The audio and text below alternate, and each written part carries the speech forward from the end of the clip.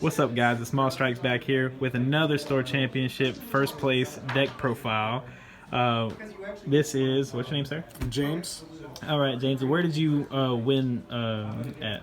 I won the Mobile, Alabama Store Championship. Okay, and what were you playing?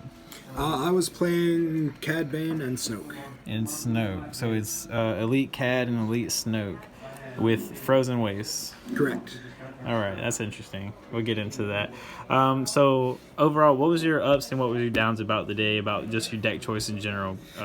So the day the championship happened just after the Gen Con tournament, where three-wide Mill won.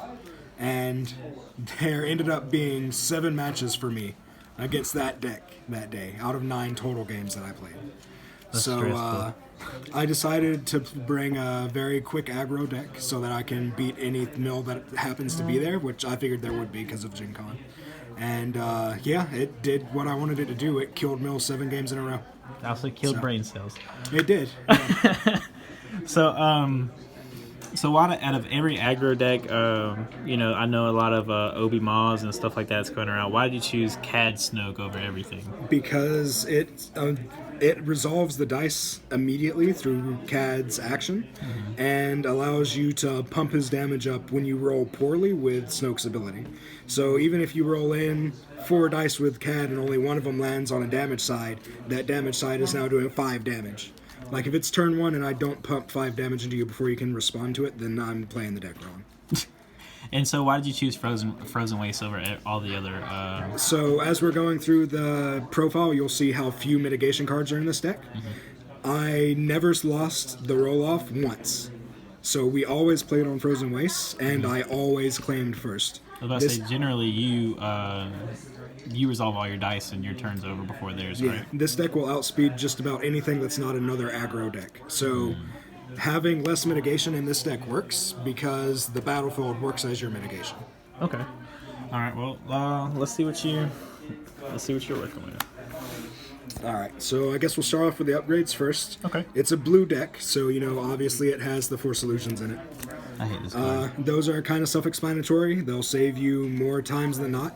So, question. So, whenever your decision was to put 4 solution in, but you also expected to play a lot of mill, what was the kind of like? Did you ever teeter on the decision there? Force Illusion is definitely something that has a slight hold on the deck. Like, it's definitely not a guaranteed card that you have to have in it, but I did play 2 matches against other aggro decks where it came in handy. Okay. So, I mean, if you're planning to face only mill decks, then don't throw it in your deck because it's a dead card. But then it's a reroll card at least. If you're playing this deck against another aggro, it'll save you.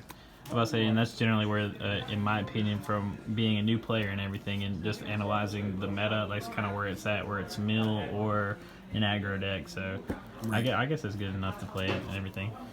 All right, we can go. All right. Again, if you're playing a blue deck, you're probably including force speeds. So I've got 2 of those. The general play on those is to throw them down on Snoke. You always want to activate Snoke first, so you get a 4-speed die into the pool.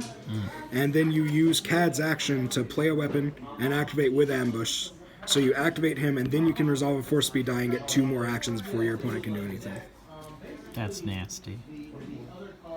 Alright, next up is the actual weapon suite of the deck. It has 2 hidden blasters, which you like to have in your opening hand, because like I said, you're going to be using your battlefield Frozen Wastes 99% of the time, so you can drop one of their 2 shields and kind of mitigate that extra health that they get. Okay. You also want the hidden blasters early because they don't have redeploy, so that you can override them with one of your other redeploy weapons. The next weapons are the X8 Night Snipers. They're just very strong die. They have the ability to turn their die to the side that you want for 1 resource, so that helps you get that consistent damage out. And again, they don't have redeploy, so it's something that you want to see early, so that you can override them with the holdout blasters or the LL30s later on. And are these the only damage weapons that you play, or upgrades? That is all of the upgrades that I play, all of the guns. Every single one of them has ambush, so every single one of them procs roll in with ambush with Cad's ability, and 4 of the 8 have redeploy.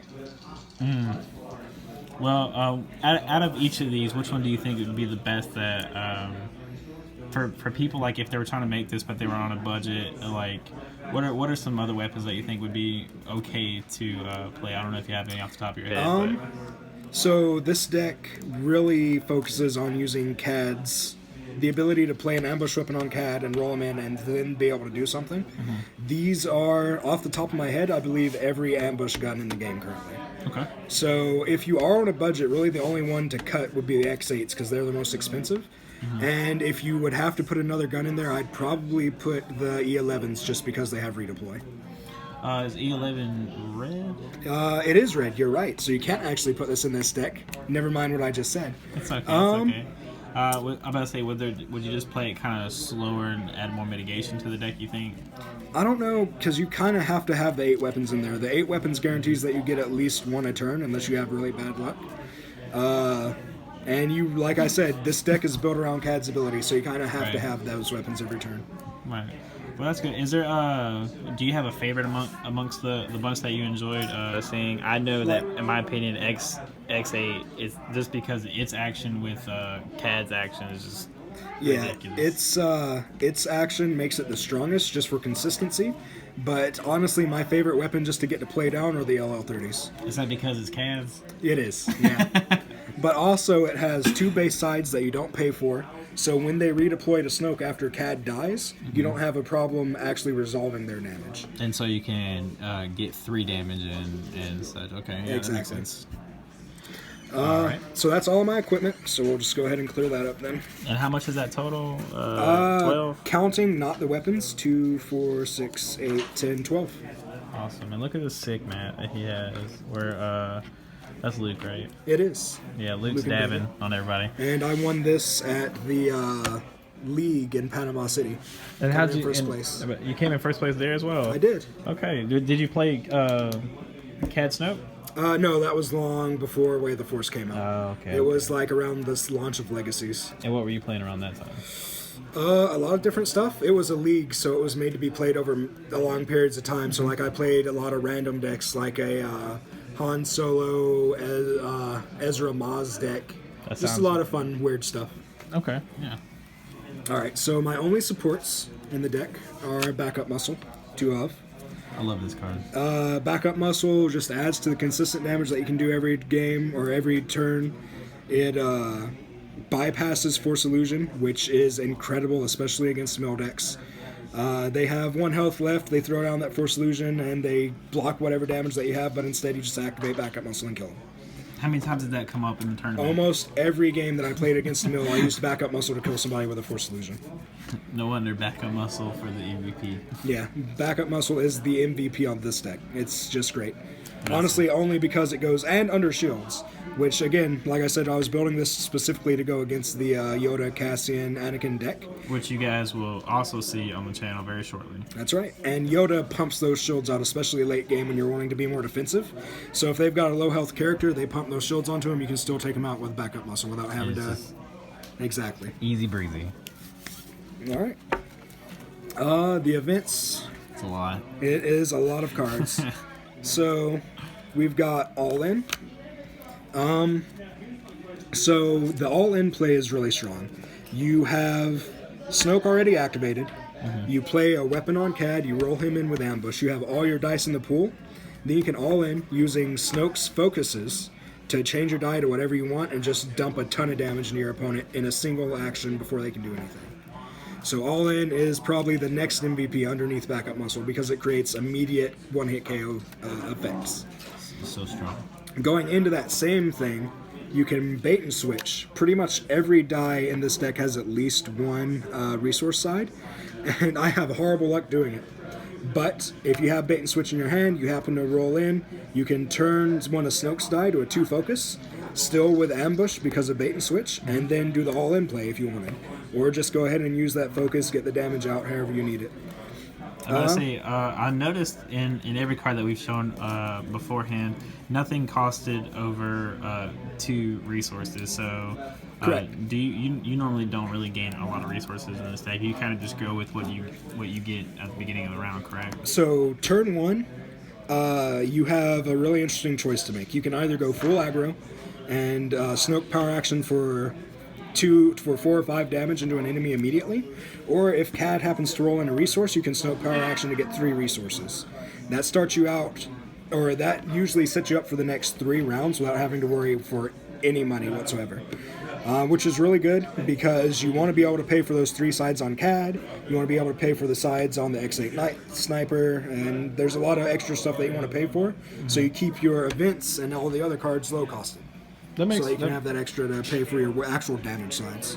That makes perfect sense, actually. Going into the whole paying for your damage sides, we have 2 copies of Enrage. Snoke is literally in the deck just to pump focuses and extra damage into CAD. So you pump damage with Enrage on a Snoke to be able to increase your damage, pay for more damage, to pay for and backup muscle. It's there for the extra resource generations when you need it. And same thing with Truce, 2 copies of it. Truce is outrageously good. There's nothing better than a weapon on CAD, roll in, 3 for 1, Truce, power action, 5 damage. So, I have a question. Why did you choose Enrage over Well Connected if you plan to go against Mill and, I mean, aggro, yes, but... Because, like I said, I planned on going against Mill. 1 damage on Snoke is worth less to my opponent than 1 extra card in their hand. Especially since you're done so fast. I just want to... I knew that. I just wanted to ask for the people, Yeah, you know. that's right. Yeah. I mean, I obviously knew the answer. All right. I know all the things. So we all know that we always have those horrible turns where we roll absolute garbage. So that's where Take Flight comes in. It also has Ambush, as do most of the cards in this deck. So you roll CAD in. With his Ambush action, you see that you rolled no damage. Drop a Take Flight. You can reroll both of his die and try and get something out with Snoke's power action. Garbage. All right. So that is everything that is not mitigation in this deck. Which means that I've got a grand total of 6 other cards left. Sounds like another deck. That We've got our Doubt. Okay. Honestly, Doubt is there just for a gray card, to have more gray cards in the deck for versus Kylo matchups. Yeah. It's good. If your opponent has like dice with a lot of modifiers out, you drop it on there. We all know how Doubt works. We got He Doesn't Like You, which is incredibly strong. So You are rolling so many dice with this deck, a couple of them are going to come up blank every turn. Your opponent rolls in, you remove one of your blanks, remove one of their big damage sides, and just go on about your day. Okay. And then the last 2 cards in the deck are Hidden Motive. Pretty much the same as Doubt, they're just kind of there for extra, get rid of your opponent's big modifier dice. So I have a question. In my personal play experience, and a lot of people, they're starting to drop Doubt to when they have an option to play blue to play Overconfidence. Would you ever consider that in this deck? I did have Overconfidence in here at one point. I removed it specifically for the resource cost. If you look at all 6 pieces of these mitigation, every single one of them is 0 cost. They're in there because during your turn you're going to be spending all of your money on weapons and damage. So you want the free mitigation to be able to play during your turn and still be able to do your damage. I'll say I noticed the only things in the deck that that costed anything event-wise was All In, and then you had backup muscle, shooter's report, and then everything else is a weapon or upgrade. So Yeah. that makes perfect sense. So overall, what do you think the deck, your best matchups were? Was it like a breeze going through the mill decks? Or? So I beat 7 mill in a row. None of the games were easy. Every single one of them I ended with, I think there was only one where I ended with more than 3 cards in my hand. So, like, I won them all, but they weren't easy matches. I definitely think that this deck wins against Mill, assuming that you can get the couple of cards like backup muscle into your hand so you can finish off shielded characters, things like that. As far as worst matchups go, this deck's worst enemy is another aggro deck. If it loses CAD turn 2, you've pretty much lost the game. If it loses CAD before you get your redeploy weapons on him, you lose the game. Snoke is dead weight when he doesn't have a character to support. He is the best support in the game. When he doesn't have anything to support, he's done. That's that. So what did you play against in the finals of that Sword Championship? The finals was actually against Artificery's 0 Hour, and he was playing the Cassian, Anakin Yoda mill deck. So it was against Neil again. It was. He actually, I'm not sure what cards were different in his compared to the other ones, but he was the only one of the mill decks that I faced to actually keep up with this deck in speed. Literally every turn, it was I'd have to claim an action early or he was going to. And with my battlefield being Frozen Wastes, I needed to make sure that I claimed to get rid of his die and not him to get rid of my damage die. So that was a really scary matchup. That sounds crazy. So going forward, do you think that this is just a strong deck in the meta where it currently stands, and do you see yourself playing it more in the future, or are you going to kind of switch it up into other things?